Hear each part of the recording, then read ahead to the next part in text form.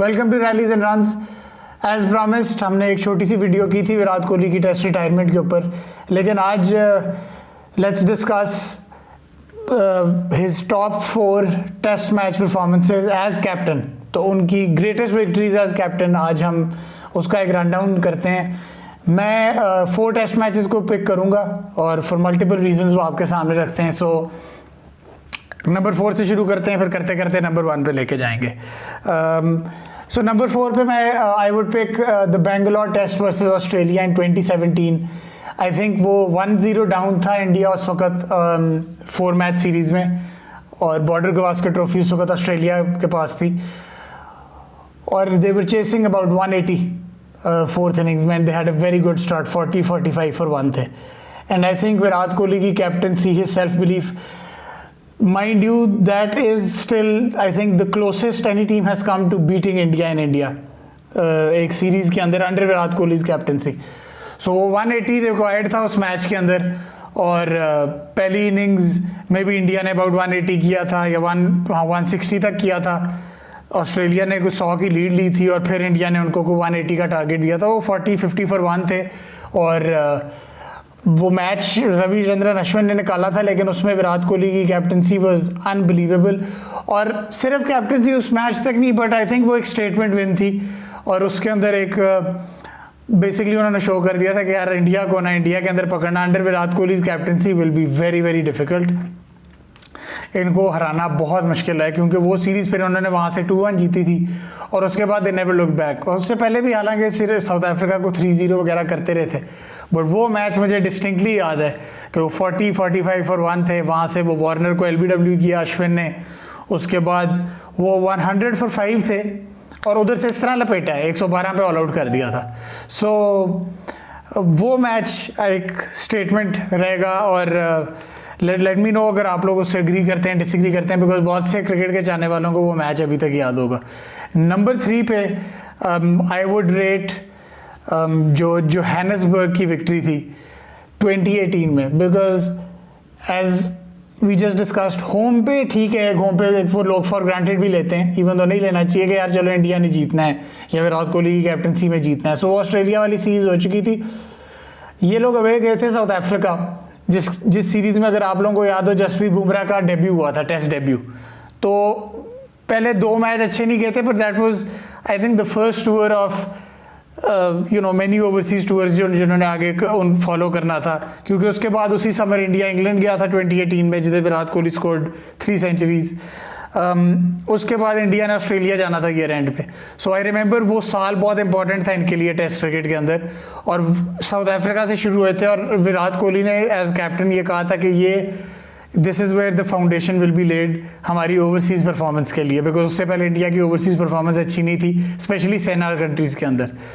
तो वो match Johannesburg वाला I think 3rd test match था, 2-0 इंडिया डाउन था। पहले 2 मैच भी बहुत टाइट थे, और वो सेंचुरियन के अंदर एक यादगार सेंचुरी थी, वो भी एक वीडियो बनाएंगे इनकी यादगार सेंचुरियों के ऊपर विराट कोहली की एज कैप्टन। सो 2-0 डाउन थे, but Virat Kohli was very adamant कि हमने तीसरा मैच जीतना है। और तीसरे मैच में हुआ यह था कि जोहानिसबर्ग की पिच जो है एक बिल्कुल माइन फील्ड बना दी थी उन्होंने, where the bounce was up and down. और आई रिमेंबर इंडिया बैटिंग कर रहा था 3rd इनिंग्स के अंदर मैच की, और इनको like they were getting hit everywhere, like हर जगह किसी के हाथ को उंगलियां लग रही थी, किसी हाथ की उंगलियों पे लग रहा था, किसी की हेलमेट पे बॉल लग रही थी। So it was doing everything. और मुझे याद है कि आई थिंक अंपायर्स ने ऑफर भी किया था कि इफ़ इट्स टू डेंजरस तो you guys can walk of. ये लोग नहीं गए थे, उन्होंने कंप्लेन तक नहीं की थी। और आई थिंक वो मैच इवन तो तब तक सीरीज आ चुका था, so that moment I think was a huge moment. वो एग्जाम्पलीफाई करता था कि विराट कोहली की टीम कैसे खेलेगी, डरेगी नहीं किसी से, ओवरसीज हो होम पे हो, ये डट के मुकाबला करेंगे। और जब टारगेट दिया इन्होंने तो आई थिंक 240 का टारगेट था, और डीन एल्गर को बॉल बाउंसर हिट हुआ था, आई थिंक मोहम्मद शामी या जसप्रीत बुमराह का, और 5 फॉर 1 थे उस वक्त, और ये लोग बिल्कुल स्टंप्स के करीब थे, लेकिन अभी 4-5 ओवर पड़े थे, और इस वक्त इंडिया अटैक पे था, क्योंकि they batting side has nothing much to gain stumps के करीब। और डीन एल्गर को, क्योंकि वो फिजिटी था, उसको बॉल लगी थी जो कि इतनी ज़्यादा मिसबिहेव नहीं हुई थी, क्योंकि वो इतना ऑकवर्ड लगा था, तो दे वॉकड ऑफ। तो मुझे अभी तक याद है Virat Kohli was really really angry, umpires के साथ बहस कर रहे थे कि यार ये क्यों हमने फेस किया है तो ये क्यों वॉक ऑफ किए हैं। बहरहाल उन्होंने वॉक ऑफ किया, पता नहीं क्यों, बट वो वॉक ऑफ करने दिया उनको। और अगले दिन मैच रिस्टार्ट हुआ और उधर ही फिर पकड़ के जो है ना इन्होंने वो 120 for 2 थे, सिर्फ हाशिम आमला खड़े रह गए थे, 120 for 2 थे, 120 for 1 थे शायद, डीन अलगर और हाशिम आमला खड़े थे और वहाँ से एकदम विकेटें गिरानी शुरू की थी और वो भी हिस्टोरिक विन थी एक इंडिया के लिए। सो वो टेस्ट मैच बहुत ज़्यादा एग्जाम्पलरी था, बिकॉज वो एटीट्यूड जो था ना कि आपकी होम कंडीशंस हैं, आप वॉक ऑफ कर गए हो, मेरी टीम वॉक ऑफ नहीं करेगी, हम खाएंगे, बॉलें भी खाएंगे।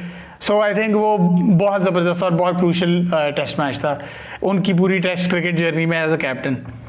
उसके बाद number 2 Oval test match 2021, I think 1-1 थी सीरीज उस वक्त, ये 4th टेस्ट मैच था और क्या बात है, वो यादगार है मेरे लिए अभी तक, because England were chasing about 340 but ये लोग को 100 for 0 थे और आखिरी दिन पे 10 विकेटें गिरानी थी इनकी, तो 120 for 0 और इंग्लैंड का उस वक्त था कि जी हम we will go for the target, क्योंकि 220-230 रन चाहिए थे आखिरी दिन पे।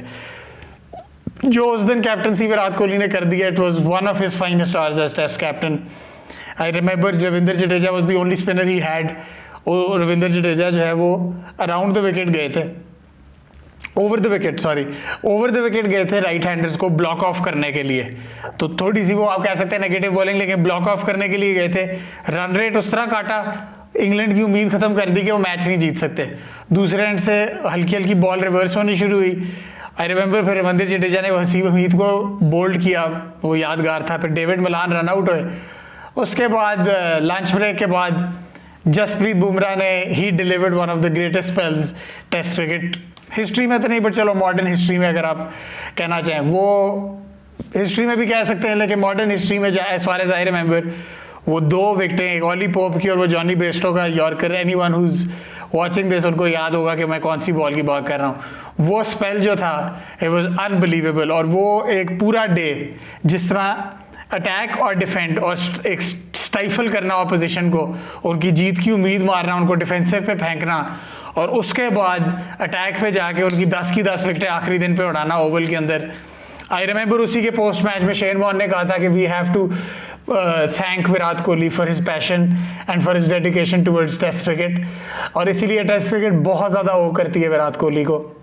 और नंबर 1 पे same tour Lord's test match, मैं कहता हूँ क्या बात है यार। 5th day India came in under pressure, Mohammed Shami, Jasprit Bumrah ने मारते मारते लेके गए, लीड को पहुंचा दिया कहाँ से कहाँ तक। उसके बाद लंच ब्रेक हुई and then they had 60 overs. And if you guys remember team huddle के अंदर वो कैमरामैन भी कमाल था जो कि कैमरा अंदर ले गया। सो वो के माइक के ऊपर वो हिस्टोरिक वर्ड्स जो हैं वो कैच हो गए कि for 60 overs they should feel like hell out there.